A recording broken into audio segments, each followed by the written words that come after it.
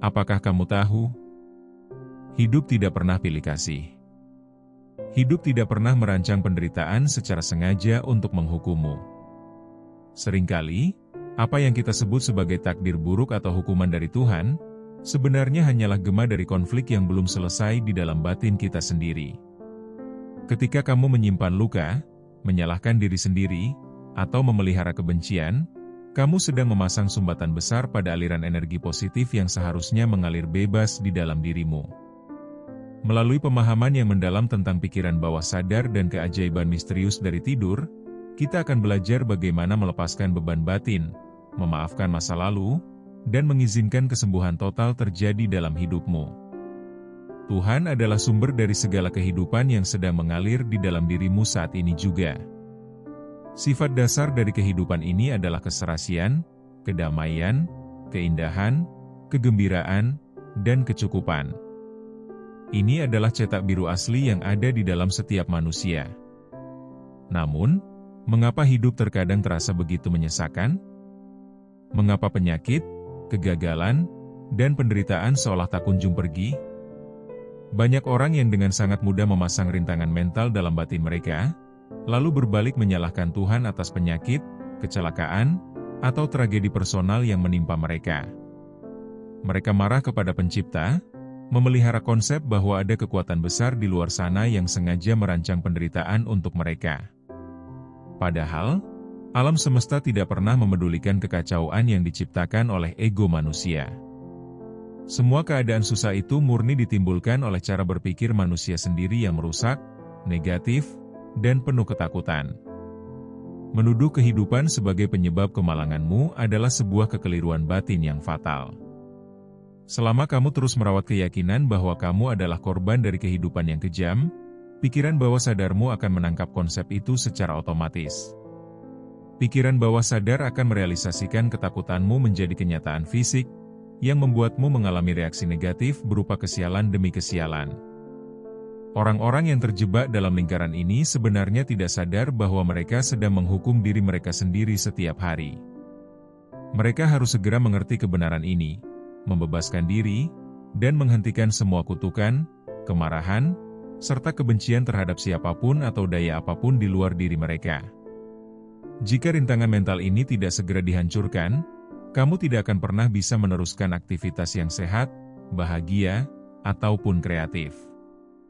Begitu kamu mulai menyatukan konsep tentang kekuatan tertinggi dengan rasa cinta yang murni di dalam batin dan hatimu, begitu kamu percaya dengan seluruh jiwamu bahwa prinsip hidup ini adalah energi yang selalu mengawasi, memelihara, menuntun, dan menguatkanmu, maka pelukan hangat itu akan langsung diterima oleh pikiran bawah sadar.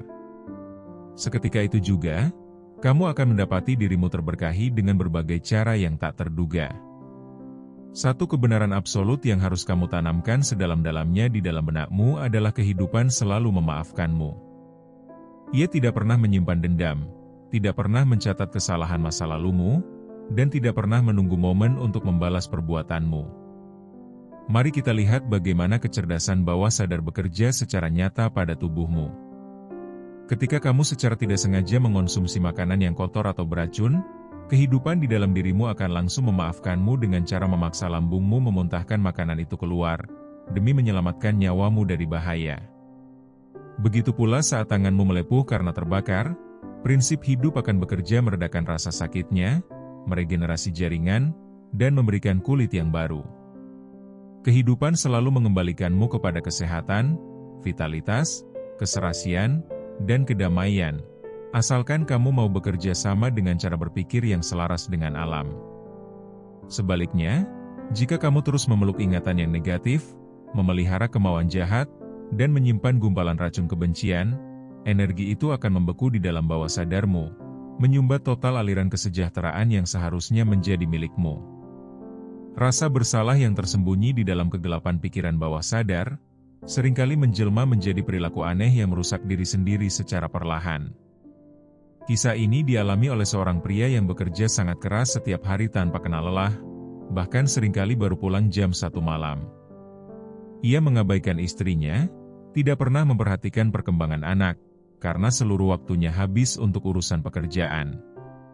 Di dalam pikiran sadarnya, Ia merasa bahwa apa yang dilakukannya adalah hal mulia, berpikir bahwa orang-orang akan menepuk punggungnya dan memujinya sebagai pria yang luar biasa tekun. Namun, kondisi fisiknya berbicara lain. Tekanan darahnya melonjak drastis melewati angka 200, dan jiwanya selalu dicekam oleh kecemasan yang konstan. Secara tidak sadar, pria ini sebenarnya sedang menghukum dirinya sendiri dengan cara mengasingkan diri dari kehangatan keluarga. Ada sesuatu yang sangat kelam yang sedang menggerogoti jiwanya dari dalam. Setelah dilakukan penelusuran batin, terungkaplah sebuah rahasia bahwa pria ini memendam rasa bersalah yang teramat besar terhadap kakak kandungnya sendiri, yang pernah ia tipu di masa lalu. Kini, sang kakak telah meninggal dunia, meninggalkan penyesalan yang membatu di dalam dada pria tersebut, yang bermanifestasi menjadi mekanisme hukuman diri lewat kerja paksa hingga tubuhnya sekarat. Prinsip dasar kehidupan ini sama persis dengan hukum alam. Energi itu netral.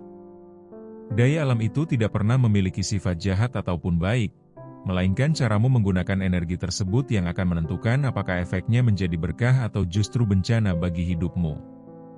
Ketika pria itu akhirnya menyadari bahwa penderitaannya selama ini bukan karena kutukan dari langit, melainkan karena pikiran negatifnya sendiri, sebuah pertanyaan diajukan kepadanya. Apakah kamu masih memiliki keinginan untuk menipu kakakmu jika ia masih hidup saat ini? Pria itu menjawab dengan tegas, tidak. Sekarang saya justru selalu menasihati orang lain agar hidup dengan baik dan jujur. Disinilah titik baliknya. Manusia tumbuh, belajar, dan berkembang. Pria di masa sekarang telah memiliki akal, pengertian, dan kebijaksanaan yang jauh lebih baik daripada dirinya di masa lalu. Pengampunan sejati bukanlah menunggu orang yang telah tiada datang memberikan maaf, melainkan keberanian besar untuk memaafkan dirimu sendiri di masa kini atas ketidaktahuan yang kamu lakukan di masa lalu.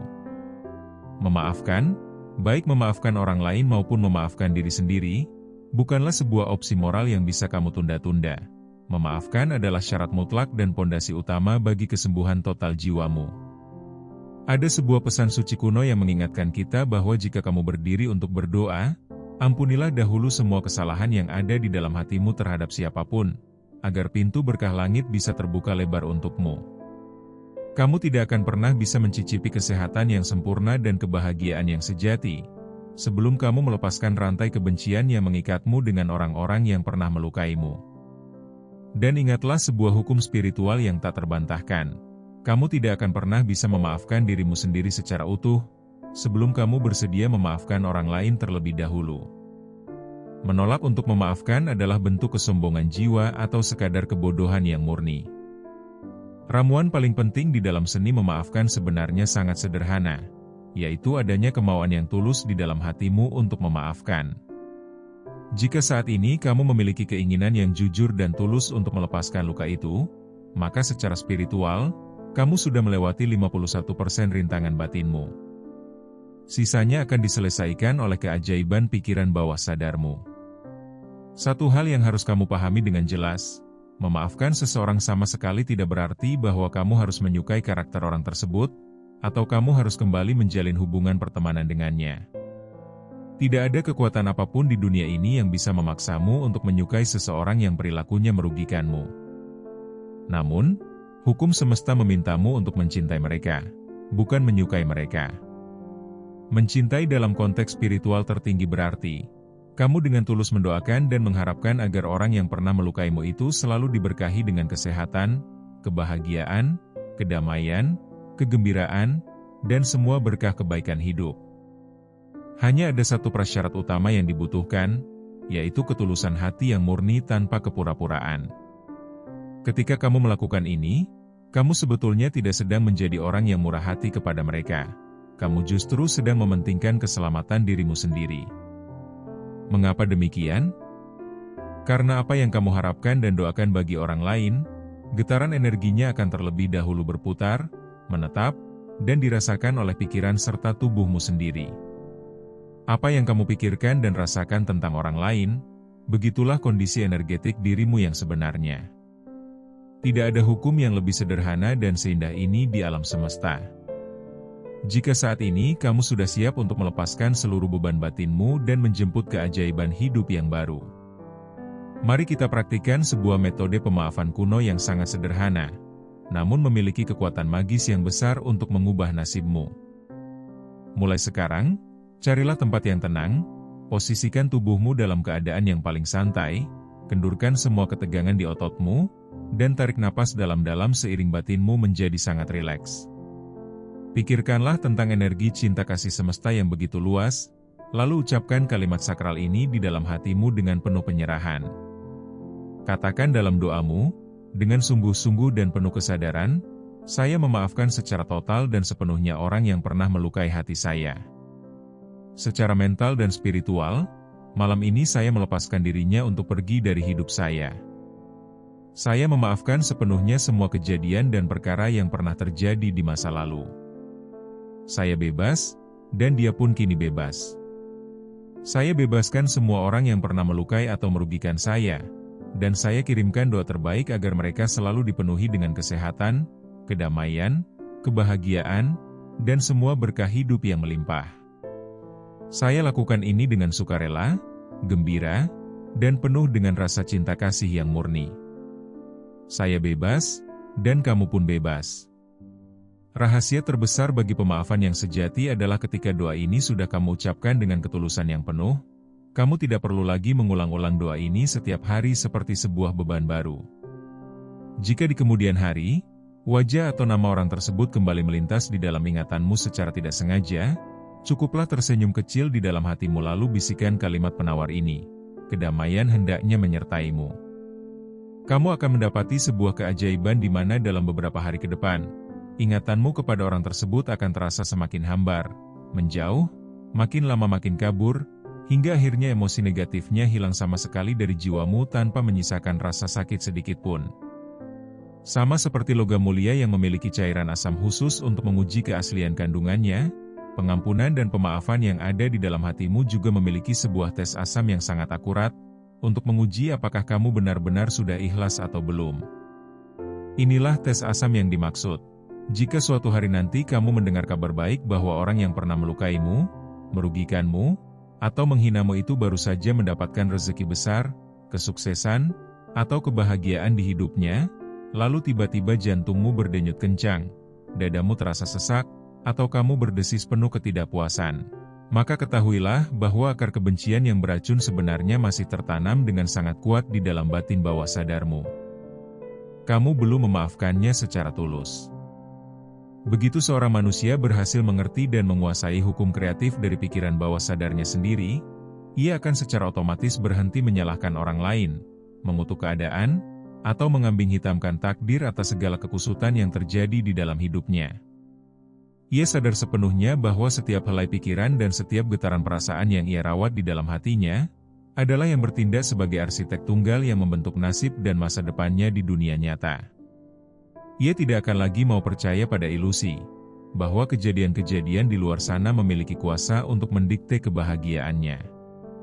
Dengan berpikir bahwa orang lain bisa mengotori kesucian jiwamu, menganggap dirimu hanyalah sebutir bola mainan yang dilemparkan oleh nasib malang, atau meyakini bahwa kamu harus menipu, menghantam, dan menjatuhkan orang lain demi bisa bertahan hidup, semua konsep kuno itu akan runtuh dan tidak akan pernah bisa dipertahankan lagi.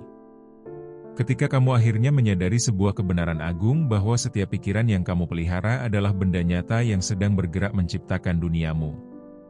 Seperti apa yang seorang manusia pikirkan dan rasakan di dalam lubang hatinya yang paling dalam, begitulah wujud nyata dari seluruh kehidupannya. Damai bersamamu, dan mulailah memaafkan dari dalam jiwamu hari ini. Terima kasih sudah mendengarkan sampai akhir. Sampai jumpa di video berikutnya.